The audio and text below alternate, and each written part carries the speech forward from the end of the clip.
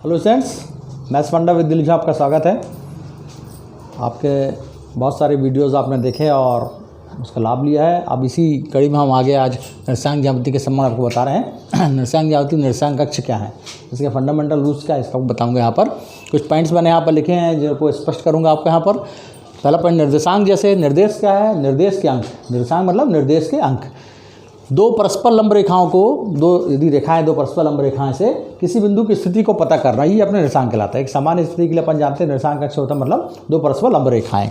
अब इसमें आप देखिए यहाँ परस्पर लंब रेखा ये आपकी एक रेखा ये है और एक रेखा यहाँ ये है, ठीक है। दूसरा पॉइंट आपका है कार्तीय पद्धति। कार्तीय पद्धति एक फ्रांसीसी करते कहते रहने देकार्ते, जिन्होंने किसी तल पर बिंदु की स्थिति पता करने के लिए एक विचारधारा दी जो अक्षांश और देशांतर रेखाओं से मिलती जुलती है।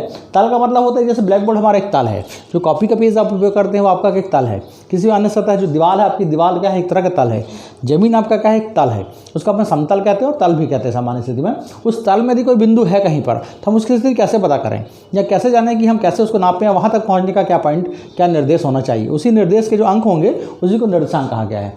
तो यहाँ पर रहने देकार्ते ने अक्षांश देशांतर रेखाओं से मिलता जुलता विचारधारा उत्पन्न की। उन्होंने कहा दो रेखाएं हम उपयोग करेंगे, दो रेखाओं को परस्पर लंबवत रेखाएं लिया उन्होंने, किसी भी तरह ले सकते हैं, आगे आप पढ़ेंगे स्टडी में।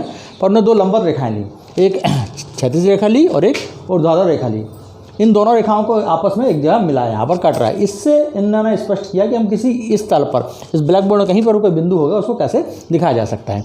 तो ये जो पद्धति उनके नाम पर, रहने देकार्ते के नाम पर कार्टेशियन मेथड या कार्टेशियन पद्धति कहलाती है। तो इसको हम कार्तीय पद्धति भी कहते हैं। उनके नाम पर कार्तीय पद्धति, ये तलों पर दिखाना कार्तीय पद्धति है। दूसरा अक्ष क्या है। अक्ष क्या है, दरअसल ये जो दो लाइनें हैं, यहाँ पर एक जो ऊर्ध्वाधर लाइन है और एक क्षैतिज लाइन है, इनको दो नाम दिया गया। इनको एक ना पॉइंट दिया, ये सीधी वाली लाइन आप क्या कहलाएगी, एक्स अक्ष कहलाएगी। इसको उन्होंने कहा एक्स अक्ष है। और ये जो खड़ी लाइन है यहाँ पर है, जो ऊर्ध्वाधर लाइन है, इसको उन्होंने वाई अक्ष कहा। ये एक्स अक्ष और ये वाई अक्ष, दो यहाँ पर अक्ष हो गए यहाँ पर। फिर मूल बिंदु। तो मूल बिंदु क्या है, यहाँ पर किसी भी निर्देशांक पद्धति में जो रेखाएं हमारी रहती हैं, जो स्थितियों को प्रकट करने वाली रेखाएं हैं, वो उनका एक कहीं ना कहीं पर प्रतिच्छेद होता है। जैसे यहाँ पर ये वाई अक्ष का और एक्स अक्ष का प्रतिच्छेद कहाँ हो रहा है, यहाँ पर ओ बिंदु पर हो रहा है। तो ये आपका मूल बिंदु कहलाता है। ये प्रत्येक दूरियाँ जो अंक हम बताएंगे वो इन्हीं से मार्क कर करेंगे। ये हमारा स्टार्टिंग पॉइंट होगा, ये हमारा शुरुआती पॉइंट होगा, इसको हम कहेंगे यहाँ पर ये हमारा मूल बिंदु है। मूल बिंदु का निर्देशांक भी हम देखते हैं 0, 0 होता है। जैसे किसी स्थान से शुरू करते हैं हम, या कहीं से बस स्टैंड से दूरी शुरू करते हैं तो वहाँ 0 किलोमीटर मानते हैं, और 0 किलोमीटर के बाद आगे बढ़ते जाते हैं तो किलोमीटर्स के निशान मिलते जाते हैं। वैसे यहाँ पर ये क्या है, 0, 0, ये 0 है हमारा।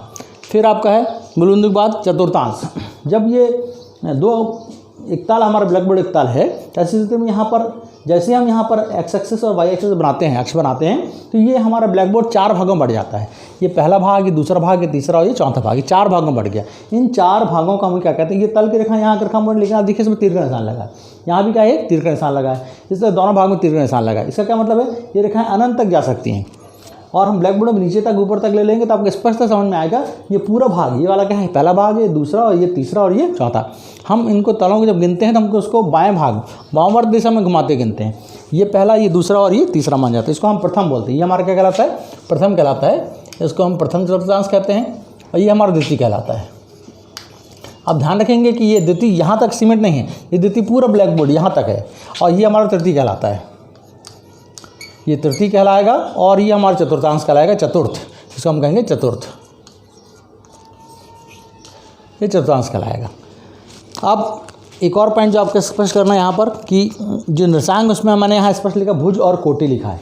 इसका मतलब है कि आपको ये ध्यान रहे हमेशा कि पहला वाला निर्देशांक भुज कहलाता है, दूसरा वाला कहलाता है कोटि कहलाता है। तो किसी बिंदु की स्थिति को हम दो बिंदुओं से दिखाते हैं। एक तो एक्स अक्ष से दूरी कितनी है, वाई अक्ष से दूरी कितनी है, उसके अनुसार हम उसको बिंदु देते हैं। जैसे हमें यदि किसी दूरी, सरल देखी दूरी दिखाना है, किसी पॉइंट से हम बताते हैं 4 किलोमीटर या 4 इकाई, फिर हम बताते हैं 5 किलोमीटर या 5 इकाई, या हम 7 इकाई, 8 इकाई, 10 इकाई बोल सकते हैं। तो उस बिंदु से वहाँ यदि वो निर्देशांक समतल नहीं है और केवल एक बिंदु से दिखाना, तो एक रेखीय पद्धति होगी। तो उस स्थिति में हमारे केवल एक निर्देशांक होगा। जब वहाँ पर 7 लिखेंगे, और 7 इकाई मतलब प्रारंभिक बिंदु से 7 इकाई दूरी, 9 इकाई मतलब प्रारंभिक बिंदु से 9 इकाई की दूरी पर यहाँ पर हमको 2 बिंदु दिखाने पड़ते हैं। तो यहाँ पर हमारा प्रारंभिक बिंदु क्या हो जाता है, 0, 0, जो एक्स एक्सिस में है और वाई एक्सिस में।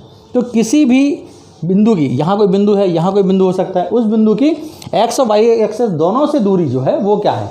इसलिए आप देखिए यहाँ पर मैंने पॉइंट लिखा है। यहाँ पर पहला पॉइंट कि एक्स निर्देशांक क्या है, वाई एक्स दूरी है। एक्चुअली जो एक्स निर्देशांक है वो वाई अक्ष से दूरी है। यदि हम x चलेंगे यहाँ पर, x चलेंगे यहाँ पर, x जाएंगे, तो वास्तव में किससे दूरी है वो y अक्ष से दूरी को बताता है। दूसरा पॉइंट ध्यान दीजिए, y निर्देशांक x अक्ष से दूरी है, जो y वाला निर्देशांक है वो क्या आपका x अक्ष से दूरी है। तो आप यहाँ ध्यान रखिए कि हम इनको x y से दिखाते हैं। मैं भुज और कोटि को भी यहाँ लिख देता हूँ कि भुज और कोटि जो है ये बराबर आपका यहाँ पर है, ये x और यहाँ पर क्या है, y है, जिनको जनरली एक्स वाई बोलते हैं। पहला वाला एक्स वाई इसलिए भी लिखते हैं कि इससे पहला निर्देशांक एक्स का है, दूसरा वाई का है। अब इन चारों स्थिति में आप देख लीजिए यहाँ पर कि आपको चतुर्थांश बढ़ गए, प्रथम, द्वितीय, तृतीय और चतुर्थ, ये 4 चतुर्थांश हो गए।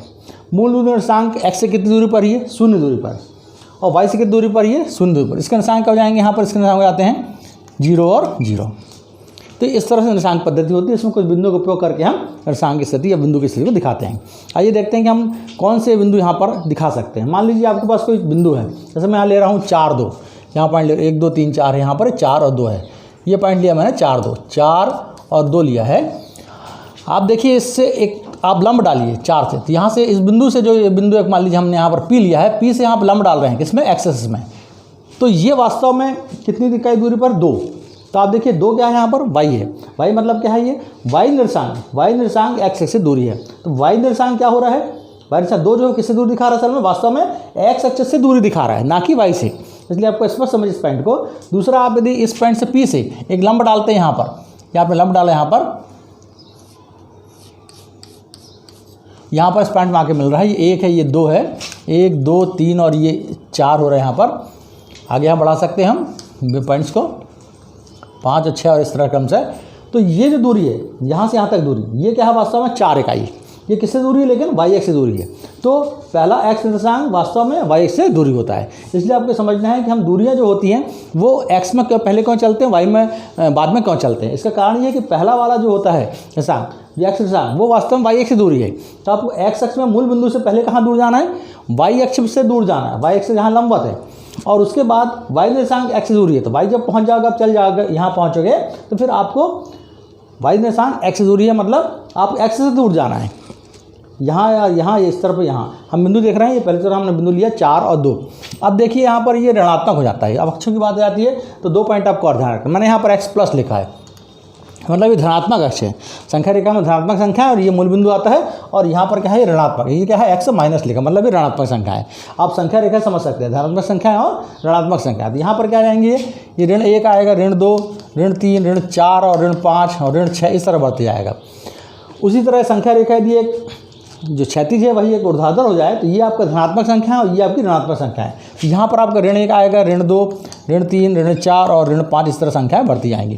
तो इसीलिए ये वाला लाइन आपको जो कहलाती है y प्लस कहलाती है, y माइनस कहलाती है, मतलब ये y का धनात्मक अक्ष कहलाता है, ये y का ऋणात्मक अक्ष, x का धनात्मक और ये x का ऋणात्मक अक्ष। अब किसी बिंदु को, जैसे मैंने यहाँ पर बिंदु लिया था किसमें, प्रथम चतुर्थांश में, और उसको मैंने लंब डालकर आपको समझाया कि वास्तव में दूरी किससे है, x की x निर्देशांक y से दूरी है और y निर्देशांक x से दूरी है। अब यदि कोई बिंदु हमारा ऐसा आ जाए जो यहाँ पर ऋण 3 और 3 हो, तो ऋण 3 और 3 को आप देखिए, यदि कोई बिंदु हमारा ऋण 3 और 3 है, तो ऋण 3 और 3 को हम पहले चलेंगे, ऋण 3 और 3, मतलब ऋण 3 x में चलेंगे, ऋणात्मक x में 1 2 और 3 यहाँ जाएंगे, ये किससे दूरी हो रही है, y से दूरी हो रही है। हम चल किस में रहे, x अक्ष में। जब x में चलेंगे तभी हम y से दूर जाएंगे। यहाँ ऋण 3 हो गया, ऋण 3 के बाद यहाँ हम चलेंगे 3, तो कहाँ जाएंगे हम, धनात्मक में कितनी दूर जाएंगे, 3, तो यहाँ जाएगा 1 2 और यहाँ पर आ जाएगा 3। तो ये जो पॉइंट आपका है, ये आपका है 3, ऋण 3 और 3, ये पॉइंट आप देख भी सकते हैं यहाँ पर, ये पॉइंट को, ये वास्तव में इससे दूरी यहाँ पर है और यहाँ पर ये इससे दूरी है, ऋण 3 और 3। अब देखिए यहाँ पर पॉइंट्स आप ध्यान रखते जाइए। अब यदि दूसरा पॉइंट आपको मिलता है, मान लीजिए ऋण 1 और 4, तो ऋण 1 है, ऋण 1 पहले चलेंगे, या ऋण 1 चला हमने, ऋण 1 और फिर 4 है, तो 4 ऊपर हो जाएगा। यदि ऋण 1 और ऋण 4 हो गया तो क्या हो जाएगा, ऋण 1 और ऋण 4 नीचे आएगा। तो ये आया हमने x से चला ऋण 1 और फिर 1 2 3 और ऋण 4, यहाँ हम आ रहे हैं। ये पॉइंट हमारा क्या है, देखिए यहाँ पर दूरी आ रही है, इससे ये हम ले रहे हैं, और यहाँ पर हम आ रहे हैं, यहाँ पे बिंदु में, इससे आ रहे हैं हम ऋण 4 पर। तो ये आपका क्या हो जाएगा, ऋण 1 और ऋण 4, ऋण 1 और ऋण 4, ये अलग बिंदु हो गया, ये P बिंदु हो गया, ये आपका Q बिंदु हो गया, इसको हम एक और नाम दे देते हैं, ये R हो गया। एक और बिंदु देखते हैं, ये पहले में, दूसरे में, तीसरे में, अब चौथे में आएंगे। चौथे में एक बिंदु हमारे पास है, मान लीजिए कोई भी एक संख्या है, जैसे हम लेते हैं 4 और ऋण 3, तो यहाँ ले जाएंगे 4 3, यहाँ हम लेते हैं 3 और ऋण 2 लेते हैं, या हम कोई भी संख्या ले सकते हैं, 6 और ऋण 2 ले सकते हैं। तो हम ले लिया 6, तो 1 2 3 4 5 और 6, ये 6 गए, और ऋण 2 बनाएंगे नीचे, तो 1 और 2 ऋण 2, तो यहाँ से आप डैश कर मिला सकते हैं। ये वाला पॉइंट आपका जो यहाँ पर आ रहा है, ये पॉइंट आपका क्या है, ये है 6 और ये क्या है ऋण 2 है, और इसको हम दे देते हैं एस नाम देते हैं, पॉइंट हो गया ये एस। तो आप देखिए यहाँ पर ये जो पॉइंट आपका है, ये जो पॉइंट है, एक पॉइंट यहाँ पर है ये पॉइंट, और एक पॉइंट यहाँ पर है, ये चारों तल में बिंदु किससे दिखा रहे हैं, ये पहले तल में है, दूसरे तल में, तीसरे और चौथे तल में। अब आप इनके बिंदुओं के चिन्ह पर ध्यान दीजिए, निर्देशांकों के चिन्ह पर। यहाँ वाले तल में दोनों धनात्मक होते हैं, क्यों, हम x के धन में चलते हैं और y के धन में ही चलते हैं, इसके दोनों मान क्या रहेंगे, धनात्मक। यहाँ देखिए पहला वाला ऋणात्मक x और दूसरा धनात्मक, क्योंकि हम x के किस में चलते हैं, ऋणात्मक में, और y के किस में चलते हैं, धनात्मक में। तीसरा पॉइंट देखिए यहाँ पर, यह है ऋण 1 और ऋण 4, मतलब हम x के ऋण में भी चलते हैं और y के भी ऋण में चलते हैं, इसलिए दोनों पॉइंट क्या होंगे, ऋणात्मक होंगे। और चौथा पॉइंट देखिए यहाँ पर s जो है, हम इससे पहले x का धन चलते हैं, 6 चला, और फिर हम नीचे आते हैं किसके, y के ऋण में, इसलिए एक धनात्मक दूसरा ऋण रहता है। आप चिन्ह भी ध्यान रखते हैं, इसलिए हम इसको इस तरह से लिख देते हैं। यहाँ पर ये होता है धन और धन होता है, और ये आपका हो जाता है ऋण और ये हो जाता है धन, और ये आपका होता है ऋण और ऋण, और ये आपका हो जाएगा धन और ऋण। इस तरह से बिंदु निर्देशांक जो रहेंगे, तो हम इनके चिन्हों से ही पहचानते हैं कि कौन से तल में आएगा। ये प्रश्न भी आपको आएंगे इस तरह से कि बिंदुओं किस तरह दिखाया जाए या कौन से तल में है। तो निर्देशांक आपको स्पष्ट किया मैंने यहाँ पर, निर्देशांक तल क्या होता है, निर्देशांक अक्ष क्या होते हैं, बिंदु क्या होते हैं, बिंदुओं को तल में कैसे दिखाया जाता है, एक्स से हमको चलना है। सबसे कुछ पॉइंट्स आप ध्यान रखिए कि हमें सबसे पहले एक्स अक्ष में चलना है, फिर उसके बाद वाई अक्ष में चलना है। सबसे पहले एक्स का धन कि एक्स का ऋण, पहला पॉइंट। फिर उसके बाद पॉइंट पढ़ेंगे हम, वाई का यदि ऋण का है तो नीचे आएंगे, वाई का धन है तो ऊपर जाएंगे, तो एक्स का धन है तो यहाँ जाएंगे दाहिने साइड में, एक्स का ऋण है तो हम कहाँ जाएंगे, बाईं साइड में। तो दोनों बिंदुओं को ध्यान रखते हुए हमको यहाँ पर देखना है। अगली वीडियो में आपको बताऊँगा यहाँ पर कि इसमें किस निर्देशांक कक्षा में किस तरह के सवाल आ सकते हैं। आप मेरे वीडियोस को देखिए, चैनल सब्सक्राइब कर लीजिए, अब दोस्तों को शेयर करिए। यदि किसी जो आपको प्रॉब्लम है या कोई और समझना चाहते हैं पॉइंट आप इसमें, इस निर्देशांक ज्यामिति वाले पार्ट में, तो आप मेरे को कमेंट बॉक्स में लिख सकते हैं, और चैनल को लाइक करिए और सब्सक्राइब करिए। थैंक्स।